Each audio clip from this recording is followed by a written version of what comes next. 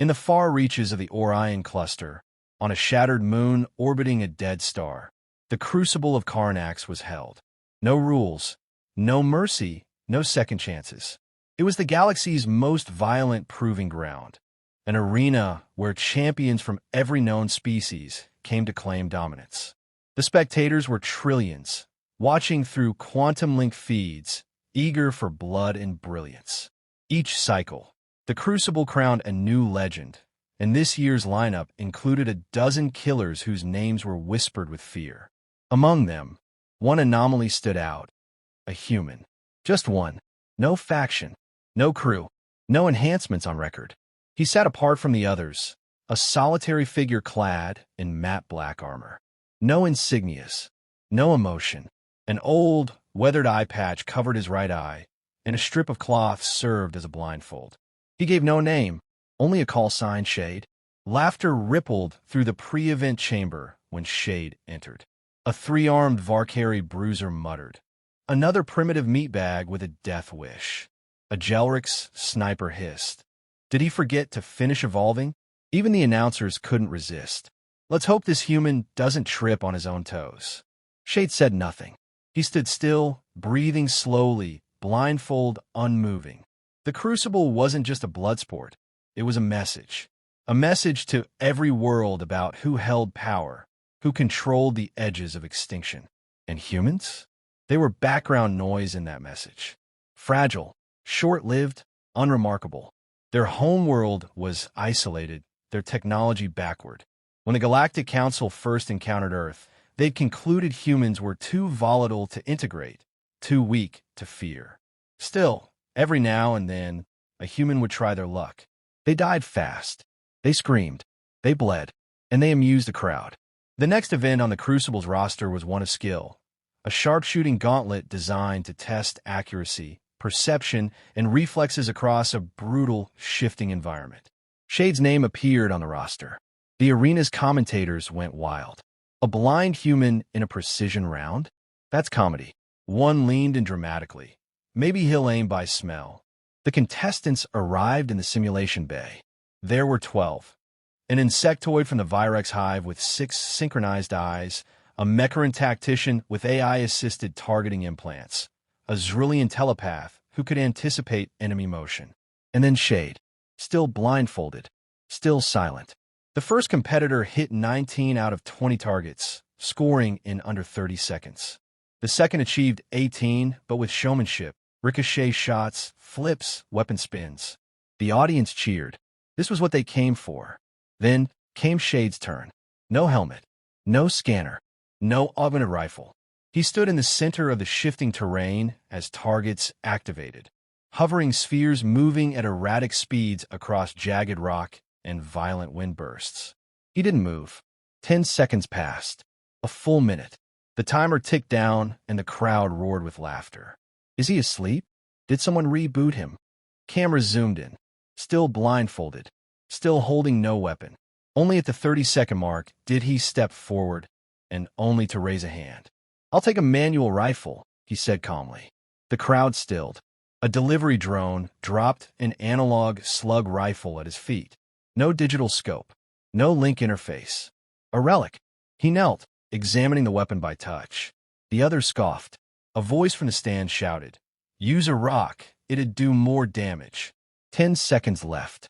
Still blindfolded, he chambered the first round. 8. 7. He raised the rifle. 6. In one fluid movement, he removed the blindfold and still wore the eye patch. His visible eye, gray and unblinking, scanned the horizon. 5. He exhaled. 4. His fingers adjusted for wind and recoil, instinctively. 3. He fired. In the last 3 seconds, 20 rounds echoed across the arena. Each target exploded into shimmering pixels, one after the other. Perfect timing. Zero delay. Each shot a mathematical impossibility under natural vision. The simulation ended in silence. The scoreboard blinked once, then displayed his time and accuracy. Record shattered. The data review chamber was abuzz. Analysts ran diagnostics on Shade's performance, expecting a malfunction. There was none. Every hit was logged correctly. Every shot obeyed physics. No evidence of external assistance. His rifle had no smart components. The impossible had just become real, and no one understood how. The other competitors convened in private. They were warriors, soldiers, assassins, experts in their own right. And yet, a human had outscored them, all using obsolete tech, while blindfolded for most of the match. That wasn't skill. That was something else. Drask, the reptilian sniper, scoffed. A trick. A fluke. He got lucky. The others weren't so sure. Whispers spread quickly. Shade was no ordinary human. Rumors circulated. Exiled Terran Black Ops, survivor of the Red Line War, the last recruit of Project Helix. The crowd, once amused by his presence, now watched with silent fascination. For the next round, expectations shifted. The laugh stopped. Broadcasters revised their tone. They dissected every move, trying to explain it, rationalize it. But there was no logic they could find. Only results. The Crucible's organizers met in secret. The Crucible wasn't just entertainment. It was influence, a way to assert superiority. Letting a human win would damage reputations, shift power, challenge deeply held beliefs. But the rules were clear. He had followed them. He had to be allowed to continue. For the next event, the terrain changed. The round required mobility, reaction speed, and vision. Multiple contestants faced off in dynamic environments, each hunting the other in real time. It was a hybrid of assassination, evasion, and sniping. Digital augments, cloaking, stealth fields, and adaptive armor were permitted. Every other competitor came in equipped with the latest enhancements. Shade entered with nothing new. No upgrades. No sidearm. Same eye patch. Same rifle. The mockery resumed, but it was thinner now, laced with unease. They needed to believe he was just lucky. Drask stepped forward, hissing low. "I'll kill you before you even lift that antique." Shade didn't answer. The round began. Each contestant was launched into their own zone within the arena. The environment reacted to their movements: heat, wind, sound. Drones monitored performance from every angle. Competitors moved fast, used terrain, engaged with fluid skill. Bodies dropped, scores fluctuated. The commentators called every elimination with sharp enthusiasm, until one name kept repeating. Eliminated by Shade. Over and over. 10 minutes in, for kills were his. Each confirmed with a single shot to a critical point. No misses, no damage taken. Shade was tracking his prey with impossible efficiency. Observers couldn't detect how. He left no trace, used no sensors, and never appeared on enemy radar. The fifth kill came in total silence. A Virex warrior was mid-jump between platforms when its head exploded mid-air, the bullet having accounted for gravity shift and acceleration. There was no sound from Shade's position. He'd fired from over 1.3 kilometers away, through a gap in terrain measured in centimeters. Drask watched the feed with growing unease. His own run had been solid. 3 kills, 0 detections. But his confidence was cracking. He began setting traps, using heat decoys and mirror cloaks. He adjusted for wind and magnetic interference. Still, he felt eyes on him. Meanwhile, analysts compiled data. Shade wasn't using any known skin tech. His tactics didn't follow military doctrine from any known system. His kills didn't rely on superior firepower. They relied on precision, timing, and prediction. A veteran commentator, once dismissive, now spoke with quiet awe. He's not aiming where they are. He's aiming where they'll be. He calculates their panic. The 6th kill confirmed it. His target was hiding, unmoving for 10 minutes. No exposed heat signature. Still, the bullet found its mark. A thermal camera caught it. Shade had fired just before the target flinched, anticipating its reaction by sound and vibration, not sight. The scoreboard reflected the truth. Shade dominated the round again. 7 kills. No damage. No detection. Back in the waiting chamber, competitors avoided him. He sat alone. Same posture. Same silence. One alien approached, then turned away without a word. Drask broke the silence. "You're bluffing. You're just fast, not better." Still no response. A junior competitor muttered, He's something else. Another nodded. He doesn't hunt like us. He stalks like a machine. Rumors took new shape. Some claimed Shade wasn't fully human. Others said he was the last product of a banned Earth program. A weapon made for silence, trained not to kill, but to dominate. And now he was doing just that. No alarms sounded when Shade entered the third round. But something had changed. The silence around him wasn't from indifference. It was from tension. Spectators no longer joked. Competitors didn't speak. The Crucible system adjusted the match parameters. The organizers wouldn't break the rules, but they could raise the stakes. The next event, Precision Under Duress. A timed elimination challenge set in unstable terrain with zero visibility, extreme weather interference, and no safe zones. Competitors arrived armed to the teeth. AI tracking masks, reactive camo, grav-adjusted armor. Each boasted years of combat, dozens of confirmed kills. And yet, all eyes drifted toward the human. Shade still wore the same gear. No upgrades, no mask. The eye patch remained. 10 seconds before deployment, Shade reached up and removed it. The crowd froze. Even the other competitors turned to look. Beneath the patch was not a scar, not a missing eye, but something far worse. A flat, matte black or pulsing faintly with blue light. Not synthetic, not biological. Unknown. The feed cut briefly. Censorship protocol triggered, then canceled. The tech was unregistered, unseen in Galactic archives. Analysts scrambled to identify it. The Crucible system failed to categorize the eye, its properties unreadable. The organizers chose not to interfere. The rules allowed personal augmentations, and this, whatever it was, counted. Shade spoke for the first time since the beginning. Now the lens sees. Then he activated it. From that moment, the match ceased being a contest. Targets vanished before they were seen. Shade didn't move faster. He moved earlier. Before enemies turned corners, before their triggers were pulled, before they even thought to aim, he had already acted. One kill. An Entheran tactician running full cloak, hidden behind adaptive rock. Shot through the heart mid-step. Second kill. An aerial ambush unit eliminated mid-dive. Projectile split through atmospheric turbulence with surgical precision. Third kill. A duo coordinating an ambush from opposite ends. Both shot simultaneously. One through a steel wall, the other ricocheted off a support strut. None of his actions wasted movement. No second shots. No hesitation. The crowd didn't cheer. They watched, stunned. No music played.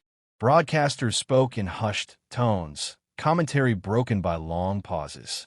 The lens wasn't just a scope. It was predictive. It processed more data than any AI. It tracked heat, micro-vibrations, intent. Human-made, yes, but banned centuries ago. A ghost from Earth's dark age of warfare. Built in secret. Deployed only once, then hidden from the stars. The tech didn't give him perfect aim. It gave him perfect foresight.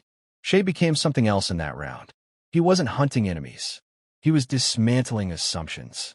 Every competitor believed in their tech, their training, their superiority. Shade proved none of that mattered. It was thought humans lacked evolutionary advantage, that they compensated with desperation and numbers. But that idea crumbled as each corpse fell. The lens wasn't just technology, it was a symbol. Humanity had not been behind. They had been withholding. The final kill of the round ended with no visual contact. A Virex shadow blade, hidden in an isolated cavern, entirely off-grid. No one knew she was there. Shade did. He fired once through rock and silence. The shot curved by gravitational distortion. Confirmed elimination. Match ended. Shade stood alone, rifle at his side, lens still glowing. Later, data analysts reviewed the kill timestamps. His shots didn't follow stimulus response. He wasn't reacting. He was predicting, moving first every time. The delay between target exposure and trigger pull was consistently negative. Measured, not guessed. A silence fell across the Crucible's viewing networks. One question emerged everywhere. What happens if a human stops holding back? Drask watched the footage in private. He didn't speak. He stared, jaw tense. The gap wasn't one of skill anymore. It was something deeper. Humans weren't weaker. They were waiting. No more laughter followed Shade's name. No more jokes. The audience now wondered what else the human had chosen not to reveal. Word of Shade's performance rippled beyond the Crucible. Military councils, black-budget intelligence networks, and hidden AI enclaves demanded raw footage. Earth's name surged on encrypted channels. It was no longer about one competitor. It was about what had been hidden beneath centuries of dismissal. And in the Crucible's highest chambers, the question of containment became urgent. The final round loomed, and it wasn't designed for individuals. It was designed for alliances. 10 survivors remained. The challenge, Domination Protocol. A full-scale battlefield simulation with live stakes. Multiple objectives, shifting hazards, limited resources. Unlike prior matches, this was team-based, forcing temporary coalitions. Betrayals were common, victory uncertain. The goal wasn't just survival, it was strategic supremacy. Shade had no team. Offers were made in whispers. The Meccaran strategist proposed data sharing. The Zrillian whisperbinder suggested temporary unity. Both were denied without a word. Shade simply prepared, cleaning his rifle, adjusting his suit. No new weapons, no new gear. Still the same silence. Once the match began, alliances fractured quickly. One faction turned on another in under 2 minutes. Ambushes were met with counter-ambushes. Chaos erupted across the terrain. Environmental shifts triggered firestorms, toxic waves, EMP bursts. Most competitors relied on battlefield AI to adapt. Shade did not. He moved through the storm like he'd lived there. First objective secured. Control node in a collapsed relay tower. Others hadn't even reached it. He bypassed security, rerouted its feed, and disabled remote access. One faction arrived too late, 5 seconds behind. They were wiped out in 4. Second objective, tactical override, key embedded in a moving drone convoy. Intercepted mid-flight. Others had begun attacking each other, assuming Shade wouldn't prioritize it. But he had already calculated the likelihood of betrayal and struck preemptively. 2 enemies never saw him. One saw him just long enough to realize the bullet had already left the chamber. Midway through the match, Shade's pattern became clear. He wasn't chasing objectives. He was controlling the board. Every move was 2 steps ahead. Competitors began second-guessing each action, delaying their own progress just to avoid crossing his path. That hesitation proved fatal. Drask, the last sniper standing, attempted a long-range assault. He used every available resource, triangulation, echo tracking, sensor drones. Still, he missed. Shade did not. The return shot wasn't direct. It used reflected heat off a shattered reflector plate and struck from an angle Drask couldn't predict. One shot. Elimination confirmed. With 7 down, the final phase activated. Territory control. The map shifted. Zones locked. Radiation pockets appeared. AI suppression fields dropped. All competitors were now visible. All except Shade. The Crucible's system glitched momentarily. It couldn't locate him. Spectators assumed a malfunction. It wasn't. He was there, beneath the terrain, calculating positions, estimating engagement windows, manipulating threat vectors, not fighting battles, avoiding them entirely until they mattered. The last surviving team, now reduced to 3, held the primary control zone. They had fortified it with drones, plasma walls, and overlapping sight lines. Their confidence returned. They believed that even he couldn't breach that holdout alone. He didn't. He collapsed it. With surgical precision, Shade triggered environmental stress points in the terrain, previously unnoticed by anyone else. A thermal vent exploded beneath their position, cracking the plateau. As they scrambled to stabilize, their motion exposed them. Shade emerged not from the front, but from a blind zone in their own coverage, one he had calculated would exist if their power levels dropped below 30%. He didn't fire from a distance. He approached. 1 shot each. None wasted. The final kill was recorded silently. No speech. No expression. He didn't raise his arms. He simply walked to the center of the zone and waited. Victory confirmed. Crucible override protocol initiated. It had never been activated before. The board couldn't reconcile the implications. The champion was human, alone, unmodified, unassisted, unallied. The system had been beaten with nothing but precision, prediction, and patience. Spectators try to process it. Entire species had spent centuries defining humanity as impulsive, fragile, emotional. But the being who stood in the arena now was none of those things. After the Crucible, nothing returned to normal. The victory should have been celebrated with ceremony, interviews, endorsements. Instead, there was silence. No Galactic Syndicate claimed Shade. No planetary government stepped forward. No name was provided. He vanished from the public eye as quickly as he had entered it. But the impact remained, echoing across systems, unsettling foundations long thought unshakable. The elites of dominant species convened in secrecy. Councils, guilds, federations, all met with the same purpose: containment. Shade had exposed a threat not just to individual egos, but to an entire structure of perceived superiority. For centuries, the galaxy had accepted the narrative that humanity was loud, erratic, unrefined.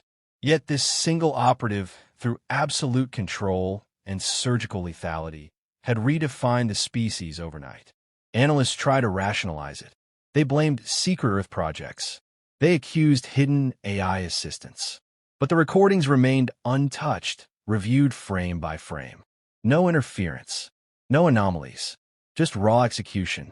Every motion backed by intent. Every kill clean, every decision calculated. The problem wasn't technology, it was the discipline behind it. Military think tanks began quietly shifting focus. New models were drafted, projections redrawn. If one human could dismantle the Crucible's finest, what could a unit do? A regiment? A fleet? Dozens of factions began surveillance on Earth, expecting activity. There was none. Earth remained quiet, isolated. Too quiet. Then another layer emerged. Fear of precedent. The Crucible was never meant to reveal new threats. It was a spectacle designed to reinforce control. Now it had backfired, casting doubt on every assumption made about dominance. Shade didn't just win. He did so without alliance, augmentation, or theatrics, and that terrified those who relied on spectacle to rule. Whispers of the lens grew. Attempts were made to replicate it from the footage, but the core mechanism remained elusive. It wasn't just the lens, it was how it was used. In Shade's hands, it became an extension of thought, not merely vision. The device required a mind trained to perceive before motion, to act before cause. No one else possessed that mindset. Recruitment agents began seeking others like him, but none surfaced. Earth refused to acknowledge the event. No response to requests. No comment from their fractured leadership. It was as if the planet had planned for this moment, not as an introduction, but as a reminder. Shade's appearance was a message. Humanity hadn't been idle. They'd been studying, waiting, learning how the galaxy worked. Not through diplomacy or influence, but through observation. And when the time came, they sent not a diplomat, not a hero, but a weapon of restraint. Inside the Crucible archives, one final anomaly was found. After his final victory, Shade left a data packet embedded in the system logs. Encrypted, deliberate. It was decrypted weeks later. It contained a single line of text. We were never behind. We just never needed to be first. That message fractured consensus. For species built on hierarchy and conquest, it introduced a new variable: human intent. If a race so often dismissed could choose to participate only when it suited them, then control was no longer absolute. Some factions advocated for diplomacy. Others urged preemptive containment. Still more wanted Earth isolated further, afraid that Shade's actions might inspire more like him. But none could deny the new reality. Humanity had options, not because they'd evolved past weakness, but because they had embraced it, learned from it, and turned it into something lethal. Shade wasn't perfect. He wasn't a superhuman. He was patient, focused, unshaken by mockery. In a galaxy that mistook noise for power, that was the deadliest trait of all. And so, while the Crucible reset and a new cycle began, it did so with an edge of unease. Competitors trained harder. Security protocols tightened. But in every arena, in every command center, one name was remembered, not out of admiration, but out of calculation. Because Shade had proven that humanity didn't need to conquer the galaxy. They only needed to enter it once, on their terms, to change everything.